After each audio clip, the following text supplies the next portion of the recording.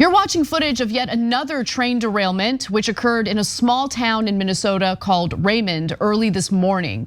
The train, which is operated by rail company BNSF, was carrying hazardous materials and caught on fire after its derailment. Residents within a half-mile radius of the derailment were told to evacuate their homes as a result. Now, the story is still developing. There is now an investigation into the cause of this derailment. But the reason why you see the train cars on fire is because they were carrying ethanol. And so as a result of that, when the derailment happened, it caused a bit of a fire, which continued burning for hours. Now, 4 cars containing ethanol, which is a highly flammable product, ruptured, caught fire, and continued to burn. 4 additional cars containing ethanol may also release. The local fire department is currently the lead for the response and ordered a mandatory evacuation of the city. The evacuation remains in place, and that is a statement from the Environmental Protection Agency. The fire was still burning more than 8 hours after the derailment, and that's also according to the EPA. Ethanol, by the way, is absolutely a hazardous material, so it can explode when mixed with vapor and air. Ethanol exposure can also lead to coughing, dizziness, and the feeling of burning eyes, drowsiness, and unconsciousness, which explains why the firefighters told the local residents to evacuate their homes. And while the derailment happened at 1 a.m. in the morning, the EPA was on the scene by 6:30 a.m. to begin their investigation. They're on the ground also conducting air quality tests. So we've got more details to the story, but Cenk, I wanted to give you a chance to jump in.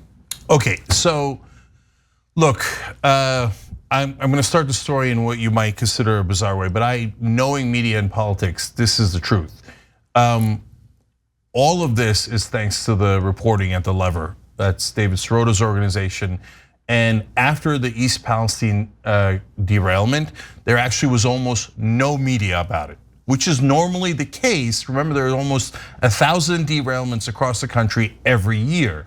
The train companies get to do this all the time, endanger your neighborhoods, but since they're corporations and they bribe politicians, and the media loves those bribes, etc., no one ever covers it, right? The Lever went nuts covering the East Palestine situation. Then right-wing media picked up Sirota's reporting, the Lever's reporting, and started covering it 24/7, which then led MSNBC, CNN, New York Times, etc., to start covering it, and it became a big issue. So now when a new train derailment happens and a new ball of fire erupts in a city, it has become news. Before it wasn't news at all. That was like, oh, corporations, leading to death and destruction, that's normal and not a big deal. Now, every time it happens, it's like, whoa, another ball of fire, what the hell? Yeah, it's like kind of like mass shootings. It happens over and over and over again. So will Pete Buttigieg do something? Of course not, he never does anything, right? His job is to protect corporations, that's his #1 job. And so, but at least more pressure builds, more pressure builds.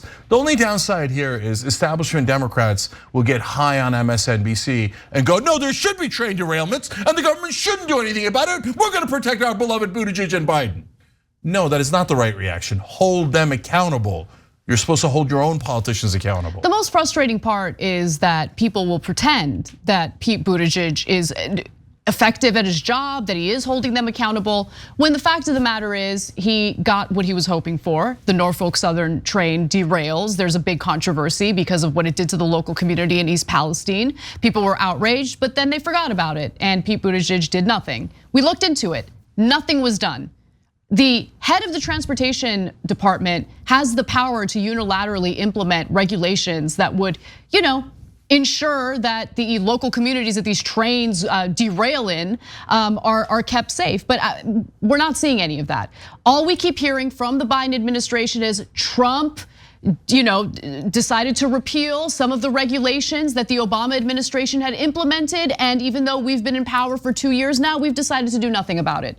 If the Trump administration can unilaterally repeal regulations, in particular the regulations having to do with the braking systems for these trains, then why couldn't Why couldn't the Biden administration re-implement them? I don't know what the problem is. But anyway, let me give you more details on what the transportation secretary said following this latest derailment. He says preliminary information suggests 14 of the train's 40 cars were carrying hazardous material, including ethanol, which was released, leading to a fire. Now, other cars on the train were carrying corn syrup and other freight. As far as we know, based on what has been reported so far, there were no other hazardous materials, but that could change as this story develops. I just want to be clear about that. And we don't know what caused the derailment, but a team from the National Transportation Safety Board was expected to arrive today to begin investigating the matter. Now, the local community has already talked to the press about what they experienced with this derailment. Brittany Phelps is one of those individuals. She and her family were startled by a knock on their door at 1:30 a.m. It was a first responder going door to door, telling residents to flee as a precaution. She says, quote, "I heard a loud crash, but didn't think anything of it till ambulances were outside the house," Phelps said. She soon smelled the stench of ethanol.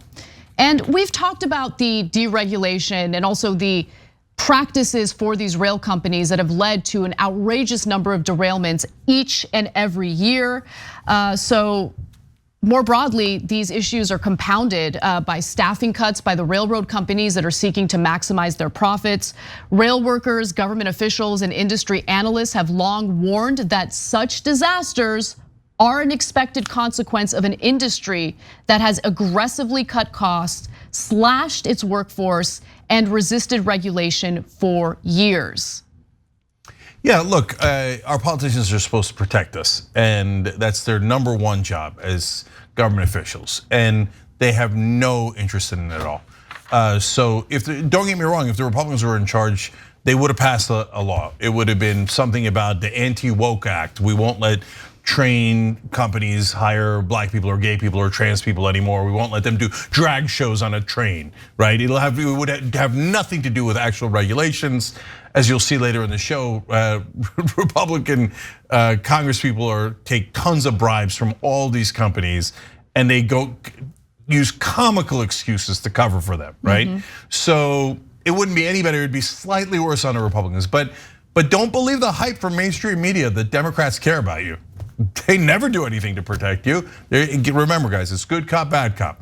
And the role of the Democrats is to go, golly gee, there was nothing we could do. So Trump can do all of those things right away, unilaterally. But the Democrats just can't find any way to do anything. Even when they held the House, the Senate, and the presidency. Golly gee, the freaking parliamentarian. Last thing on this case. How many times did you hear Trump talking about the parliamentarian? Zero. Zero. Didn't hear it once. Doesn't even know that it exists. He couldn't care less. But whenever the Democrats go, oh my God, did we bungle this again? Did we help another corporation blow up your neighborhood and do nothing about it? Oh, there was nothing. We could do the parliamentarian, the filibuster, Senate traditions. The cinema mansion that was raining, the dog ate my homework. Thanks for watching The Young Turks. Really appreciate it. Another way to show support is through YouTube memberships. You'll get to interact with us more. There's live chat emojis, badges. You've got emojis of me, Anna, John, JR. So those are super fun. But you also get playback of our exclusive member-only shows and specials right after they air. So all of that, all you gotta do is click that join button right underneath the video. Thank you.